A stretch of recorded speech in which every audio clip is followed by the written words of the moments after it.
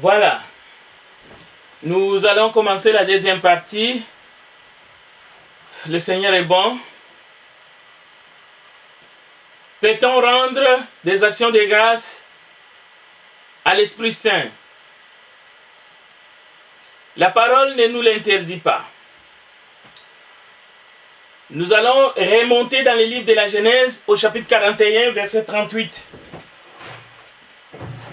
Dieu agit tantôt d'une manière, tantôt d'une autre. Il s'agit de Joseph. Lorsqu'il a été justement vendu par ses propres frères, vous savez ce qui lui est arrivé en Égypte. Nous les savons, nous les lisons et nous pouvons les relire dans les livres de la Genèse. Mais ici, au chapitre 41, verset 38, c'est la question de gens, des Égyptiens, qui nous donne une matière à réflexion. Écoutez bien. Trouverions-nous un homme comme celui-ci ayant en lui l'Esprit de Dieu? C'était la question. Et vous savez que dans la promesse, et même dans la prophétie de Joël, au chapitre 2, si vous regardez l'accomplissement de cette prophétie, finalement dans Acte 2, verset 38, il est dit, Pierre déclare, « Repentez-vous et soyez baptisés au nom de Jésus-Christ pour le pardon de vos péchés, et vous recevrez les dons du Saint-Esprit. » Cette promesse est pour vous, pour vos enfants, en aussi grand nombre que le Seigneur les appellera. Alors, les dons du Saint-Esprit est une bénédiction spéciale. Les dons du Saint-Esprit est une bénédiction spéciale qui est scellée. Ceux qui sont baptisés au nom de Jésus-Christ, la Bible nous dit Dieu les a scellés par son esprit. Parce qu'ils ont cru en Jésus-Christ. Ils se sont repentis. Et justement, ils ont été baptisés. C'est un sceau. Bien entendu, quelqu'un dira, ce n'est qu'un sceau, alors pourquoi vous nous parlez même de la personne de l'Esprit? Nous le verrons tout à l'heure. Dans Luc chapitre 4, verset 18, Jésus lui-même dit, « L'Esprit du Seigneur est sur moi, parce qu'il m'a envoyé pour annoncer une bonne nouvelle aux pauvres, il m'a envoyé pour guérir ceux qui ont le cœur brisé, pour proclamer aux captifs la délivrance, et aux aveugles le recouvrement de la vue, pour envoyer libres les opprimés, et pour publier une année de grâce du Seigneur. » Donc Jésus déclare que l'Esprit du Seigneur est sur lui. Dans Hébreux chapitre 12, verset 12. Souvent, nous avons tendance, et c'est bien, de dire à un orateur que son discours biblique nous a donné des bons conseils dont nous avions besoin à comprendre. Nous disons, c'est une manière d'encourager l'orateur du jour ou le prédicateur. Mais lorsque nous ne rencontrons pas ou que nous ne sommes pas d'accord avec celui qui a parlé, vous savez très bien que notre discours change.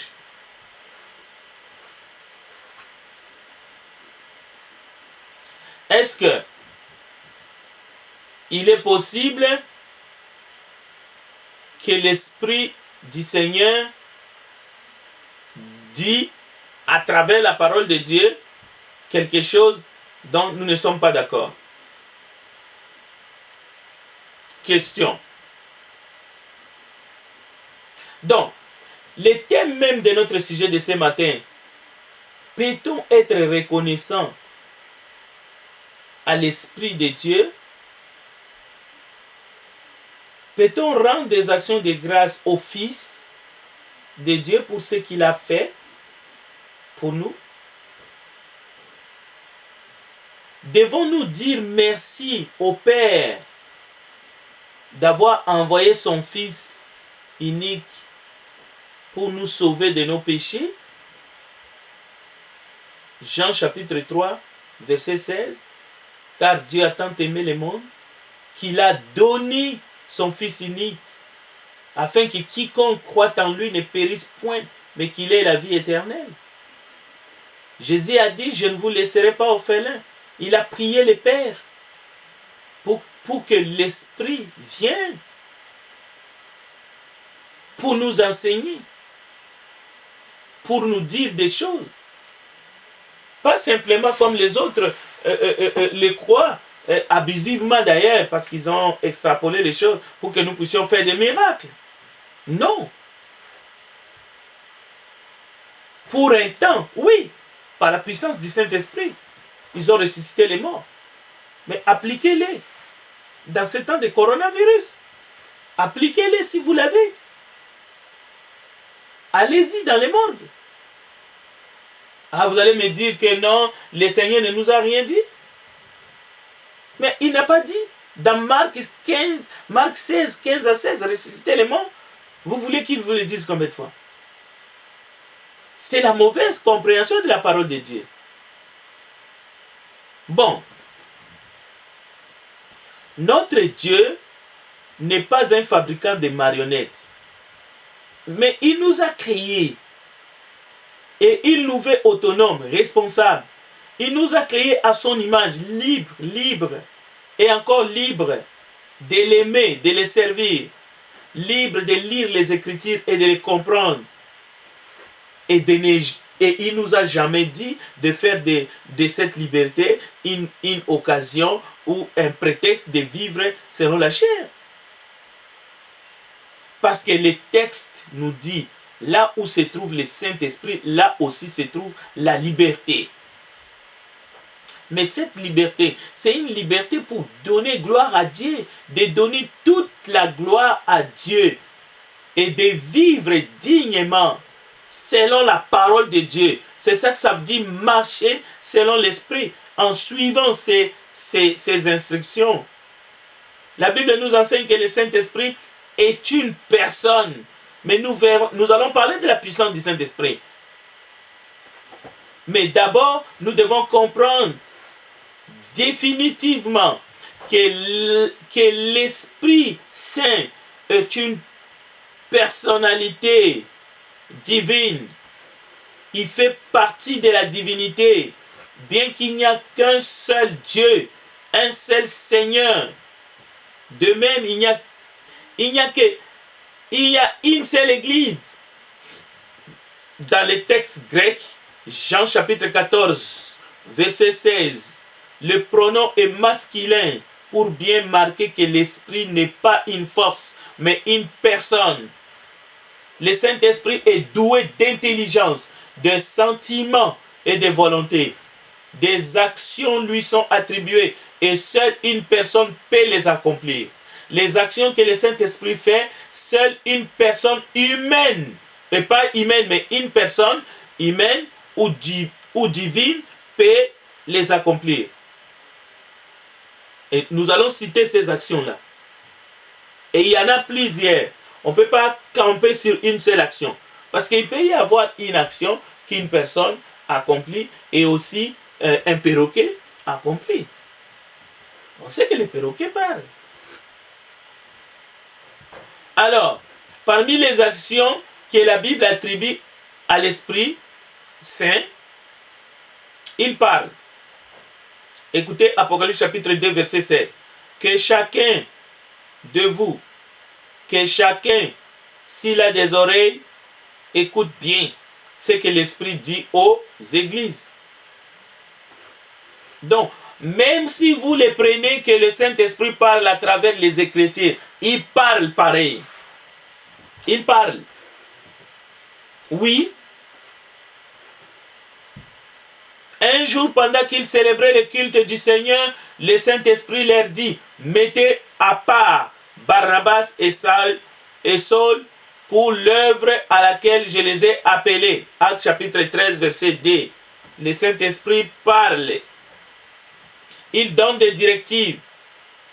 Quand viendra l'Esprit de vérité, il vous conduira dans toute la vérité. Il donne des directives. Et ces directives sont confinés dans les Écritures, mais pour nous, il faut aller les examiner. Jean chapitre 16, verset 13. Il a conduit les apôtres dans leur mission. Le Saint-Esprit les empêcha d'annoncer la parole dans une ville donnée, dans la province d'Asie. Ils essayèrent d'aller en Bithynie, mais l'Esprit de Jésus ne leur permit pas. Et il ne faut pas faire une affaire entre l'Esprit de Jésus et l'Esprit Saint. Il ne faut pas dire qu'ils sont, c'est pas la même chose. Acte 16, versets 6 à 7. Il distribue à chacun ses dons comme il le veut. C'est le Saint-Esprit qui le fait. Ce n'est pas un distributeur automatique, le Saint-Esprit. La Bible dit dans 1 Corinthiens chapitre 12, verset 11, il distribue à chacun ses dons. Ce sont les dons du Saint-Esprit. Il est question de la pensée de l'Esprit. La pensée de l'Esprit. Tout comme il y a la pensée de la chair ou la pensée humaine. Tes pensées sont des pensées d'homme. Alors, il est écrit dans Romains 8, 27. Mais il est aussi question de son amour. Romains chapitre 15, verset 30. L'amour du Saint-Esprit. D'autre part, on peut aussi lui mentir. On peut mentir au Saint-Esprit. C'est vrai qu'on peut mentir à son animal de compagnie. Mais ici, Anania et Saphira ont menti à l'Esprit. Ils ont provoqué la colère de Dieu. Donc, on peut provoquer le Saint-Esprit. On peut résister à l'Esprit, à la voix de l'Esprit. Acte chapitre 7, verset 51. Étienne est en train de dire à ses auditeurs, ses contradicteurs, ses assassins, vous résistez toujours à la voix de l'Esprit. Et Éphésiens chapitre 4, verset 30, et nous ne devrions pas le faire, et je vous en prie, il ne faut pas l'attrister. Il ne faut pas n'attrister pas le Saint-Esprit. Ce n'est pas moi qui le dis, c'est le Saint-Esprit qui le dit pour lui-même, parce que c'est lui qui a inspiré ceux qui ont écrit la Bible. Le Saint-Esprit dit ne l'attristez pas. La même chose, le Saint-Esprit dit il ne faut pas tenter Dieu. On ne tente pas Dieu. Lorsque Satan dit à Jésus saute, saute, les anges viendront pour que tes pieds ne puissent pas heurter le sol. On ne tente pas Dieu. Il ne faut pas me dire de sortir et d'aller vers les gens qui sont contaminés avec le coronavirus. On ne tente pas Dieu. On peut outrager l'esprit. On peut blasphémer contre lui. Matthieu chapitre 12, verset 31. Dans Hébreux 10, 29, on peut outrager l'esprit de la grâce. Alors tout cela montre que l'Esprit Saint n'est pas une chose. Il a tout ce que un être doué de sagesse et d'intelligence peut avoir. Et de sur quoi il est divin. Si l'Esprit n'était qu'une puissance venue d'en haut, alors il serait à notre disposition, il serait à notre merci.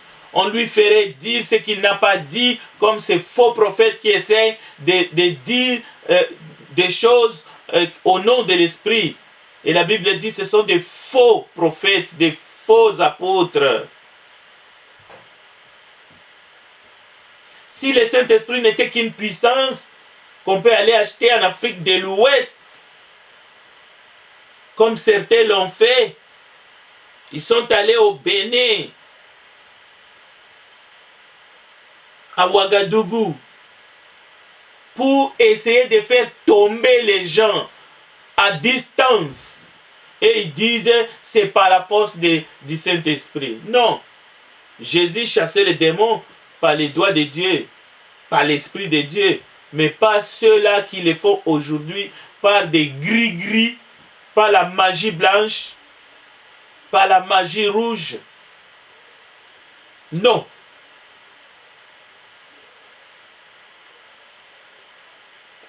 Mais si l'Esprit est une personne et plus, s'il est Dieu, c'est moi qui dois être à sa disposition. Je dois l'aimer. Je dois lui obéir en toutes choses. Et je dois lui être reconnaissant. Et je dois lui rendre des actions de grâce. Voilà la réponse. Je dois accepter son message, sa parole. Je ne dois pas ajouter ou retrancher dans ce qu'il a dit. Il faut que je me laisse conduire. Je dois me laisser dans sa présence. Parce que sa présence, c'est la présence du Dieu Tout-Puissant.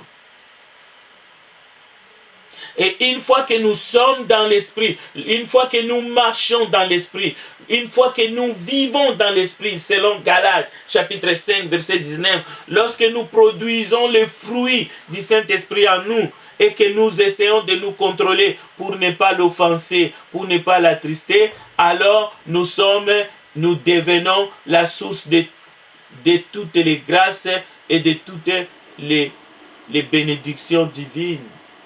Bien que même si l'Esprit de Dieu est en nous, cela n'exclut pas que nous puissions passer par des épreuves et même que la souffrance nous atteigne. Tel est le cas aujourd'hui. Tous les chrétiens dans le monde passent par les mêmes épreuves. Nous subissons les mêmes épreuves. Si le Saint-Esprit est une personne, de surcroît Dieu en personne, cela veut dire recevoir les dons du Saint-Esprit tel que Pierre le mentionne dans Actes 2, 38. N'est pas seulement une sorte d'onction qu'on reçoit spirituellement. Ce n'est pas le sacrement de l'huile d'olive sur le front. Non, ça n'a rien à voir. Ce n'est pas seulement une force, une puissance qu'on reçoit pour aller guérir les malades, prier en langue. Non. Au premier siècle, oui, le jour de la Pentecôte, mais c'était une langue intelligible. Les gens attendaient le merveille de Dieu, de la bouche de ceux-là qui étaient remplis du Saint-Esprit. Mais la Bible dit les langues cesseront. Cela a pris fin parce que c'était juste pour confirmer la parole de Dieu.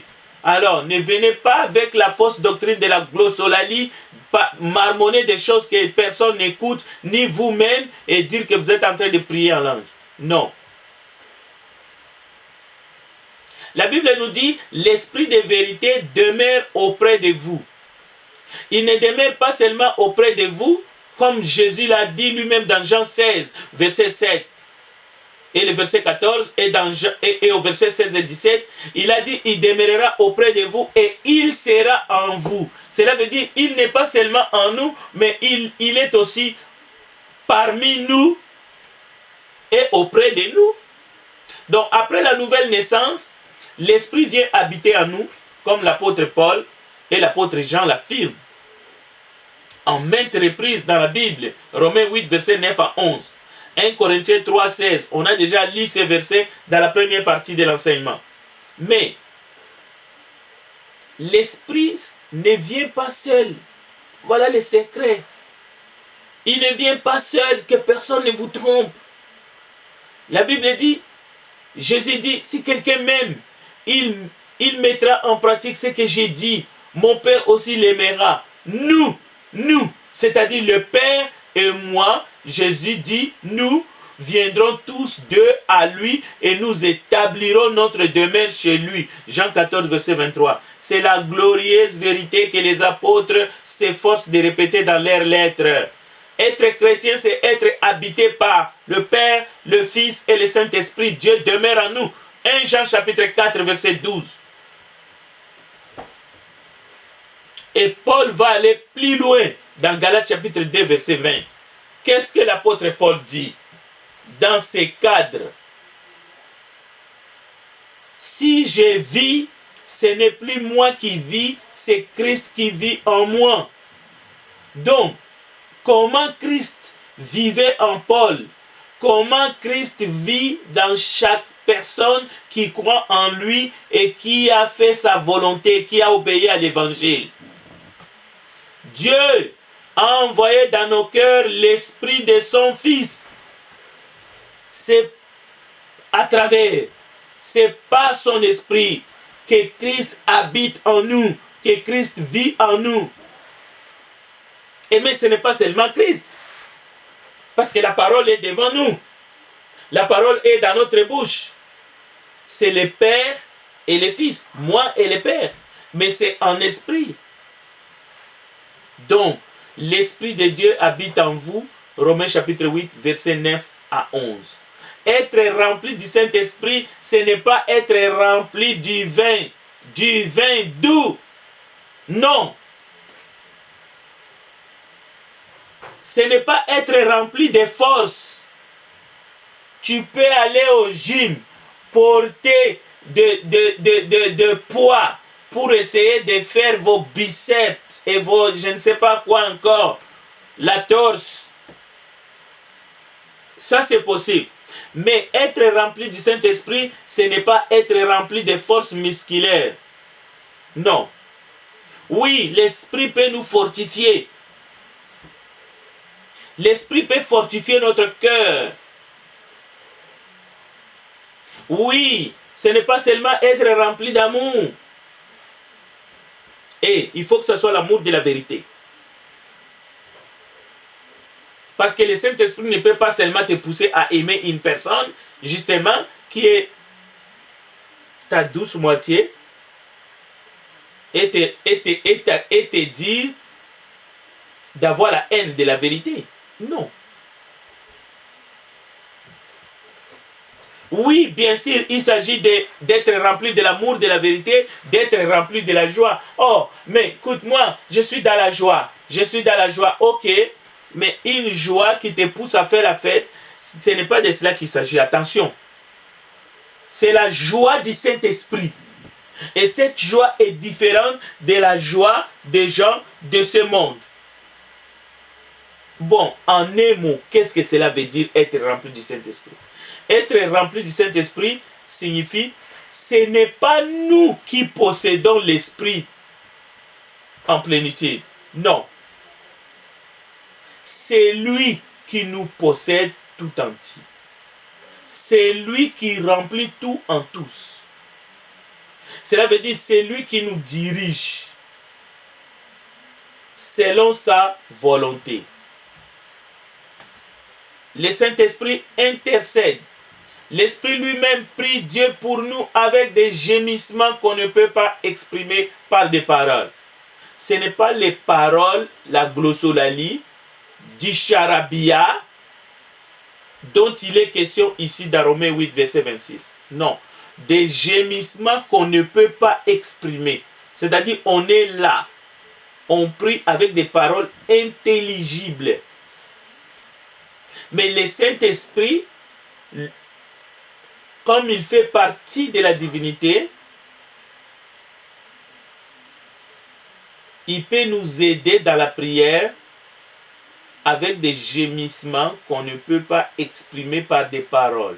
C'est pour cela même les silences, on peut garder silence et contrôler ses pensées et être en train de prier par l'Esprit, le Père, au nom de Jésus-Christ. Tout comme on peut s'adresser à Jésus lui-même. Alors, c'est ce qui arrive pour nos sœurs, nos mères, nos enfants et les hommes qui ne dirigent pas la prière pendant nos rassemblements. Ils sont là, ils écoutent la prière qui est dirigée, ils sont concentrés, ils sont en silence, mais en esprit, et l'Esprit lui-même intercède par des soupirs inexprimables. Il nous aide dans la prière. Donc tout le monde adore, tout le monde prie lorsque nous sommes assemblés le premier jour de la semaine. Le Saint-Esprit, nous avons vu qu'il a dit à Philippe, avance, tiens-toi près de ces chars. Mais nous devons nous laisser conduire par l'Esprit de Dieu parce que nous sommes fils et filles de Dieu. La question ce matin, et nous sommes devenus maintenant aux alentours de midi, est-ce que le Saint-Esprit vous possède? Est-ce qu'il possède tout votre être? Ou seulement c'est certains aspects de votre vie? Sommes-nous conduits par lui, comme Romains 8, verset 12 nous l'enseigne? Est-ce que nous nous appuyons sur lui afin qu'il nous rende capables de donner au Christ toutes les réponses qu'il nous incite à lui faire? Est-ce que nous reconnaissons que notre corps est le temple du Saint-Esprit? Si tel est le cas, comment comprendre ceux qui font du gribouillage sur leur corps? Ils appellent ça les tatouages. Est-ce que le temple du Saint-Esprit que nous sommes fait que le Père, le Fils demeure en nous? Ne me dites pas que nous sommes des humains. Nous avons les pieds sur terre. Nous devons quand même vivre. C'est pas là la question. 1 Corinthiens chapitre 6, verset 19, c'est la parole de Christ. La question, est-ce que vous l'acceptez, oui ou non? Dieu ne vous empêche pas de vivre. Si Dieu vous empêche de vivre, il va vous retirer seulement le souffle de vie. Vous allez voir ce que vous allez devenir. Vous allez tomber comme un mollusque. Il n'y a personne qui vous empêche de vivre. D'où provient la confusion entre l'esprit qui est une personne divine et ceux-là qui considèrent l'esprit comme juste une puissance, une force impersonnelle. Oui, dans la Bible, nous lisons dans Actes chapitre 1, verset 8, vous recevrez une puissance. Mais, virgule, le Saint-Esprit survenant sur vous. Alors, il ne faut pas maintenant réduire le Saint-Esprit juste à une puissance.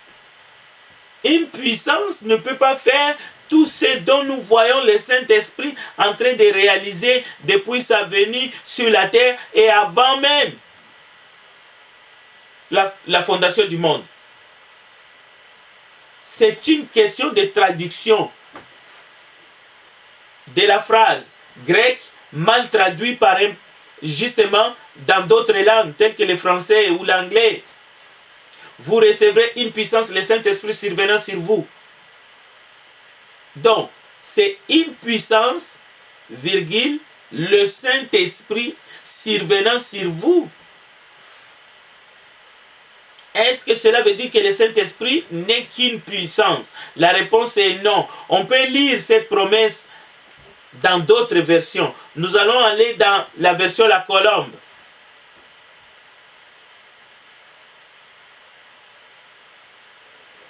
Ou dans la Tobe. Si vous avez la Tobe, allez-y, vous allez voir. Vous recevrez une puissance, virgule, celle du Saint-Esprit. C'est-à-dire cette puissance provient du Saint-Esprit survenant sur vous. La Bible en français courant fait mieux. Parce qu'elle est encore plus claire. Voici ce qu'elle dit. Quand le Saint-Esprit descendra sur vous, virgule, vous recevrez une puissance. La Bible du Semeur a rétabli l'ordre chronologique de deux promesses. Et la Bible du Semeur dit, le Saint-Esprit descendra sur vous. D'abord, le Saint-Esprit descend. Ensuite, vous recevrez sa puissance et vous serez mes témoins.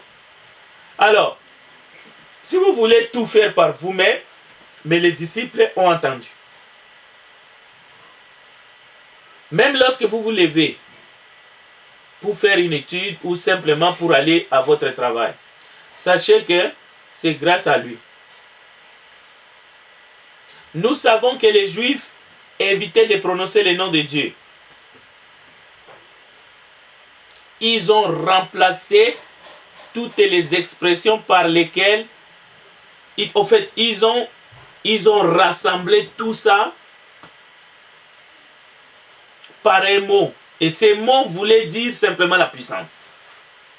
Alors, au lieu de chercher ou au lieu de dire, de prononcer le nom de Dieu, ils ont appelé Dieu la puissance. Si vous lisez les écritures rabbiniques, vous allez voir même dans les livres des cantiques ou dans les évangiles, Marie appelle Dieu le puissant. Cela veut dire qu'il donne à Dieu le nom de la puissance. Dans Luc chapitre 1, verset 49, je vous donne le texte. L'ange a annoncé à Marie que l'Esprit Saint descendra sur toi, le Saint-Esprit. Et la puissance, dynamis du Dieu très haut te couvrira de son ombre. Luc chapitre 1, verset 35. Donc, il y a une différence entre l'Esprit Saint et la puissance. D'abord, l'Esprit Saint devrait descendre et couvrir la jeune fille. L'Esprit Saint descendra sur toi, Marie. Ça, c'est l'ange qui parle. Et, conjonction de coordination, la puissance dynamis du Dieu très haut te couvrira de son ombre. Donc, il y a deux expressions. L'Esprit Saint et la puissance du Très-Haut. Donc, n'allez pas confondre le Saint-Esprit à la puissance du Très-Haut. Le Saint-Esprit est une personne de Dieu. Il y a un seul Dieu. Mais, il en découle que lui, il donne ou il vient avec la puissance du Très-Haut. Il faut mettre ça en parallèle. Après la tentation de Jésus, Jésus retourna en Galilée, rempli de la puissance de l'Esprit. Est-ce que cela veut dire que cette puissance de l'Esprit, c'est le Saint-Esprit? Ou c'est la personne du Saint-Esprit? Non. Il était oint. Il a accompli son ministère avec autorité et puissance. Mais le Père était en lui. Et l'Esprit de Dieu, l'Esprit Saint, l'Esprit de Jésus-Christ était en lui. Mais il a accompli son ministère avec autorité et puissance. Alors, la puissance ici et l'autorité, il ne faut pas confondre justement ces deux choses avec l'Esprit Saint. La Bible dit, Jésus fit des œuvres puissantes, dynaméis, des œuvres puissantes, dynaméis.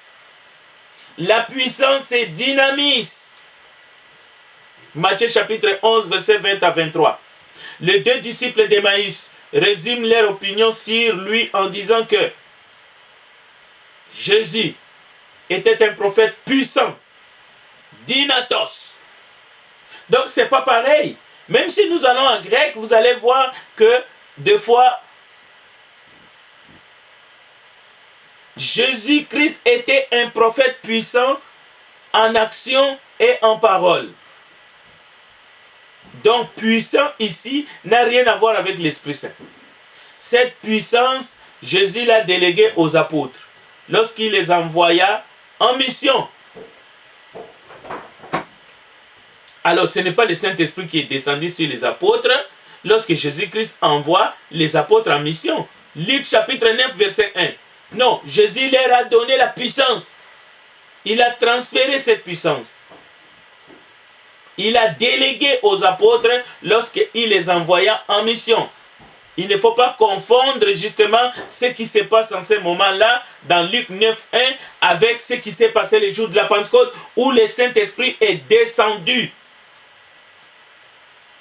Ils n'ont donc pas été surpris comme de quelque chose d'inédit. Avant de partir, il leur a promis qu'il sera ou qu'il serait revêtu de la puissance d'en haut. Jésus, avant son ascension, il dit, vous serez revêtus de la puissance d'en haut. Donc la puissance d'en haut, c'est une conséquence.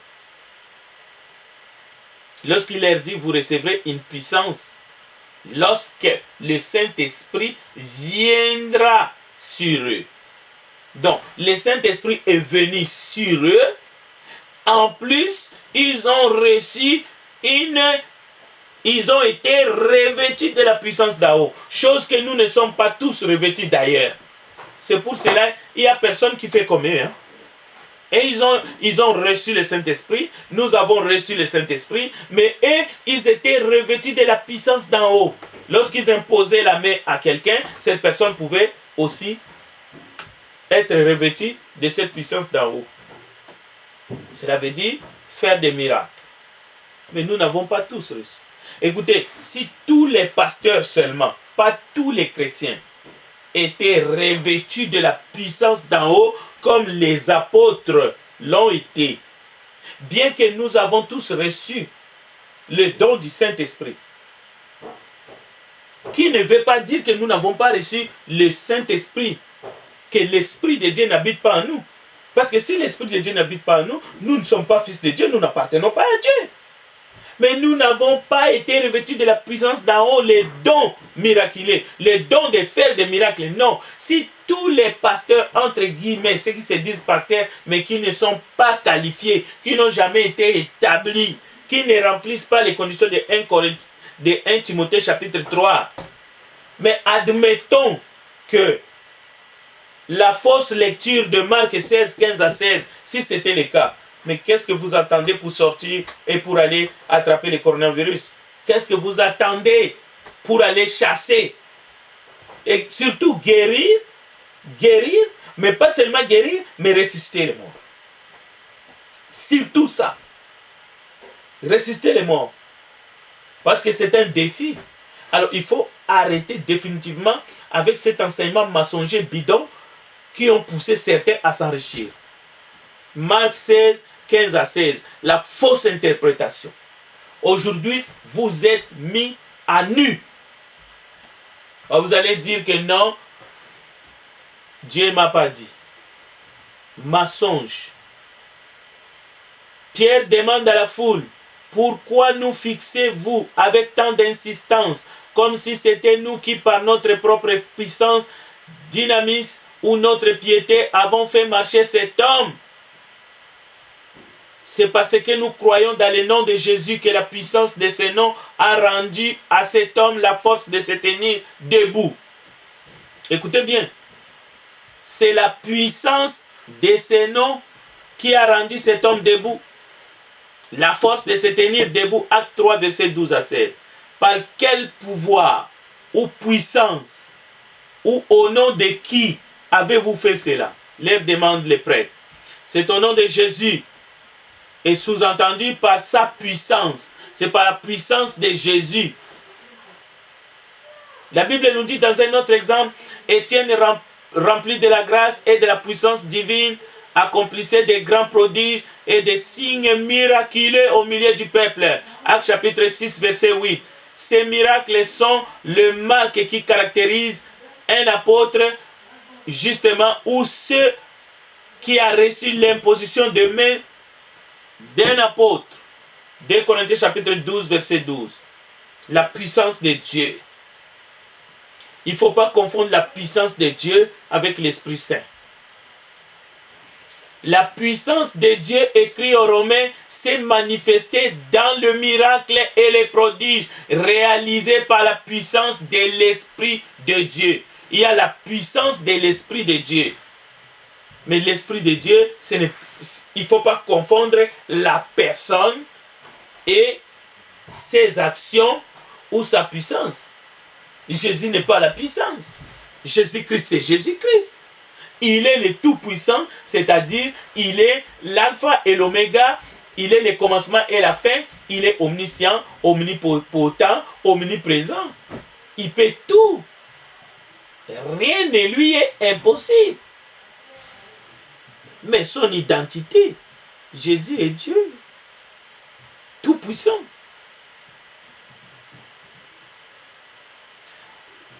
Dans la lettre aux Corinthiens, l'apôtre donne parmi les signes par lesquels on peut savoir qui est vrai apôtre, qui se recommande comme serviteur de Dieu. Nous lisons 2 Corinthiens chapitre 6, versets 4 à 7. Voici les signes pour reconnaître le vrai apôtre. Il y a la persévérance dans les détresses, les privations, la pureté, la connaissance, l'Esprit Saint. Vous voyez? L'amour sans feinte, la parole de vérité et la puissance de Dieu. Donc, vous voyez que dans cette liste, vous pouvez le vérifier vous-même de 2 Corinthiens chapitre 6, versets 4 à 7, il y a l'Esprit Saint. L'Esprit Saint, c'est la personne. Mais la puissance de Dieu aussi est dans la même liste. Ça, c'est les dons, même miraculeux, bien entendu. Je ne dis pas qu'aujourd'hui, au nom de Jésus-Christ, l'évangile que nous prêchons, il n'y a pas la puissance. Mais les dons miraculeux que les apôtres ont eu pour accomplir, pour l'accomplissement, pour soutenir la parole de Dieu, c'est cela dont nous disons que ceux qui prétendent qu'ils en ont aujourd'hui sont des menteurs. Mais par contre, nous avons des dons pour l'édification du corps du Christ, des dons de ministère pour l'œuvre à laquelle le Seigneur nous a confiés. Ici, ce sont des signes pour savoir les vrais apôtres. Et parmi ces signes, il y en a. Il faut que l'Esprit de Dieu habite en vous, comme aujourd'hui, celui en qui l'Esprit de Dieu n'habite pas n'est pas fils de Dieu. Aussi, Paul dit, il n'a pas prêché la bonne nouvelle seulement en parole, mais aussi avec la puissance et la pleine conviction que donne le Saint-Esprit. Donc il n'y a pas de confusion. Et je vous donne le texte. 1 Thessaloniciens chapitre 1 verset 5. Tout à l'heure, nous avons lu dans Éphésiens chapitre 3 verset 7. Paul dit, mon enseignement et ma prédication reposaient sur une action manifeste de la puissance de l'Esprit. 1 Corinthiens 2, 4. Donc, la prédication de la mort du Christ sur une croix, pour nous qui sommes sauvés, est la puissance même de Dieu. Donc, juste la prédication, telle que nous sommes en train de délivrer la parole de Dieu depuis ce matin, c'est la puissance même de Dieu, capable de sauver quiconque écoute, mais avec foi et qui obéit. La Bible dit, c'est la puissance de Dieu pour le salut de quiconque croit. Voilà, Romains chapitre 1 verset 16. Donc, là où vous êtes, le salut est à votre portée. Maintenant, il faut activer la foi en Jésus-Christ, le Fils de Dieu, et il faut obéir à son évangile. Cette puissance est à la disposition de tous les croyants. Je ne dis pas que le pouvoir de guérison, la résurrection des morts, tel que Jésus l'a décrit dans Marc 16, 15 à 16, est à la disposition de tous les croyants. Ça, c'est faux. C'était à la disposition des apôtres. Aujourd'hui, nous prions pour les malades. Dieu guérit selon sa volonté, selon sa providence. La Bible dit dans Jacques, la prière du juste est efficace. Élie était un homme de la même nature que nous. Et il a prié. Et Dieu a répondu. Alors, nous pouvons prier et rester en silence pour attendre que Dieu agisse. Mais nous ne sommes pas de guérisseurs, de gens qui vont aller de lieu en lieu pour rassembler les malades en disant que nous avons le pouvoir de guérir, de ressusciter, de saisir les serpents sans que cela nous fasse du mal et même à boire du poison. Non. Non.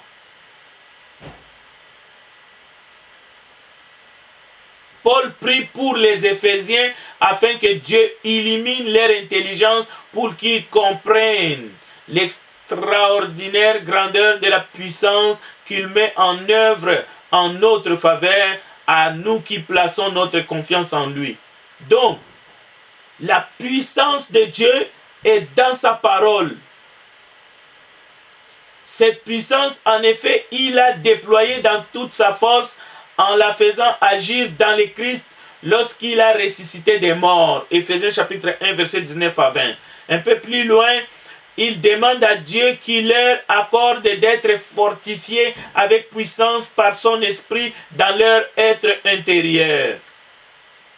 Éphésiens chapitre 3, verset 16. Car par la puissance qui agit en nous, il peut réaliser infiniment au-delà de ce que nous demandons ou même pensons. Le verset 20 d'Éphésiens chapitre 3. Paul écrit aux Romains, votre cœur débordera d'espérance par la puissance du Saint-Esprit. Romains 15, 13.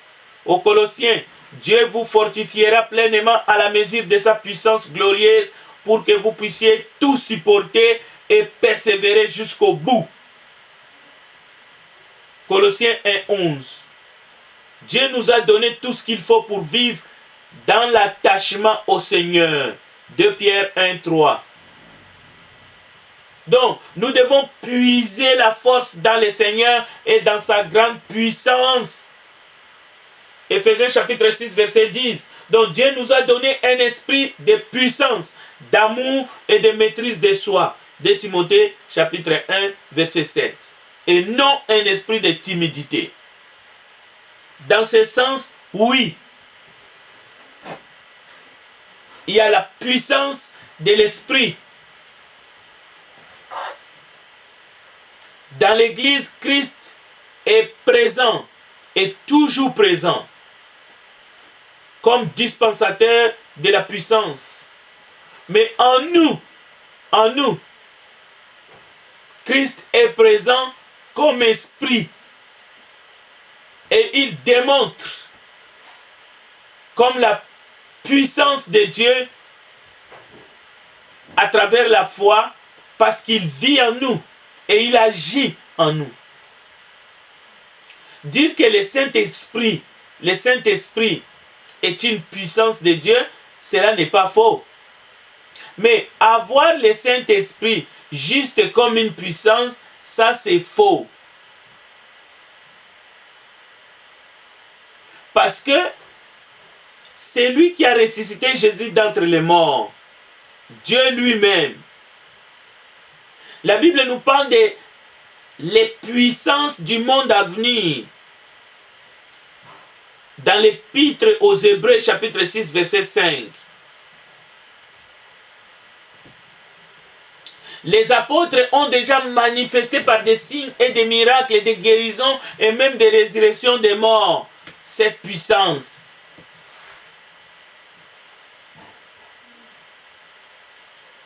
Mais aujourd'hui, nous sommes capables d'accomplir toute bonne œuvre. 2 Thessaloniciens chapitre 1 verset 11. Nous sommes des témoins dans le sens que nous avons le message de Dieu. Nous n'avons pas besoin d'attendre pour annoncer la parole de Dieu. Non. Parce que le Saint-Esprit est déjà venu dans le monde. Dieu nous a abreuvés de son esprit le jour de notre nouvelle naissance. Il nous suffit de saisir par la foi les dons de Dieu pour l'humanité, Jésus-Christ, pour agir par la foi et accomplir toutes les bonnes œuvres que Dieu a préparées d'avance pour nous. Donc, en un mot, parce que le Saint-Esprit, personne, mais aussi puissance en nous, à travers l'évangile. Parce que l'évangile, c'est une puissance. Et la parole de Dieu est esprit et vie. Nous sommes appelés à les connaître de plus en plus, comme personne. Parce que c'est d'une relation qu'il s'agit. Mais une relation dans la soumission. C'est pas non, le Saint-Esprit c'est mon partenaire. Le Saint-Esprit c'est mon associé. Alors on a le droit de faire n'importe quoi. On a le droit même de voler les autres. Non, pas ça. Par contre, nous devons faire confiance à l'Esprit Saint. Nous devons lui confier notre vie pour une bonne conduite. Nous devons avoir une conduite. Nous devons marcher selon l'Esprit. Nous devons lui remettre les rênes du gouvernement de notre vie. Nous devons écouter ses conseils à travers la parole qu'il a inspirée lui-même. Mais nous devons aussi écouter des frères et des sœurs en qui l'Esprit de Dieu demeure, habite. C'est pour cela que nous devons être conscients. Parce qu'il y en a qui pensent que nous devons écouter les conseils de l'Esprit seulement à travers la parole. Mais aussi à travers des frères et sœurs en qui l'Esprit de Dieu habite et demeure. Les Égyptiens ont dit, trouverions-nous un homme en qui l'Esprit de Dieu habite? Ils ont trouvé qui? Joseph. Et qu'est-ce qui s'est passé? Ils ont été nourris pendant 6 bonnes années de famine.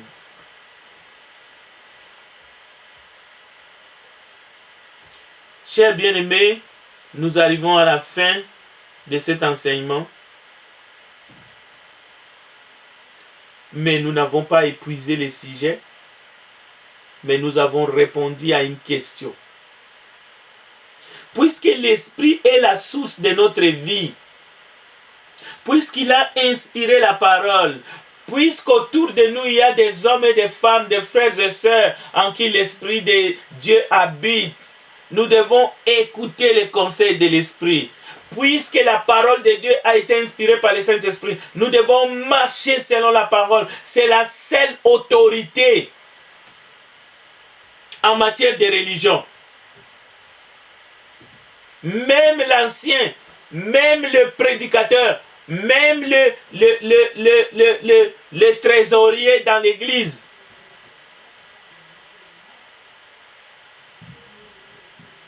les femmes âgées, comme les jeunes femmes, nous devons tous être soumis à la parole de Dieu. Nous devons être jugés. C'est mieux que la parole de Dieu nous juge maintenant, que nous attendions plus tard. Aux Galates et à nous tous ce matin, laissons le Saint-Esprit produire en nous ses fruits. Et ces fruits sont l'amour, la joie, la paix, la patience, l'amabilité, la bonté, la fidélité, la douceur, la maîtrise de soi. Galates chapitre 5, versets 22 à 25. Alors la fidélité. N'allez pas goûter. La Bible nous dit, si ces choses ne sont pas en vous, c'est grave. Mais nous pouvons prier, nous pouvons nous approcher de Dieu. Dieu ne nous condamne pas. Au contraire, Dieu nous aime. Le Saint-Esprit, encore une fois, Jésus a dit, il puisera dans ce qui est à moi et il vous les communiquera. Jean chapitre 16, verset 15. C'est ainsi que Jésus sera glorifié en nous. C'est ça la fonction principale de l'Esprit. Puiser ce qui est en Christ, nous les communiquer pour que Jésus soit glorifié en nous. Glorifier Jésus. Jean chapitre 16, verset 14. Le Saint-Esprit est une personne, bien que c'est la puissance aussi de Dieu. La Bible répond clairement, une personne, mais une personne puissante pour nous aider dans la transformation de gloire en gloire, afin que nous puissions justement devenir des esprits forts, aimants, réfléchis.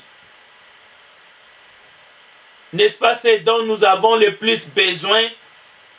Alors, ne vous débattez pas comme une personne seule lors d'un tsunami.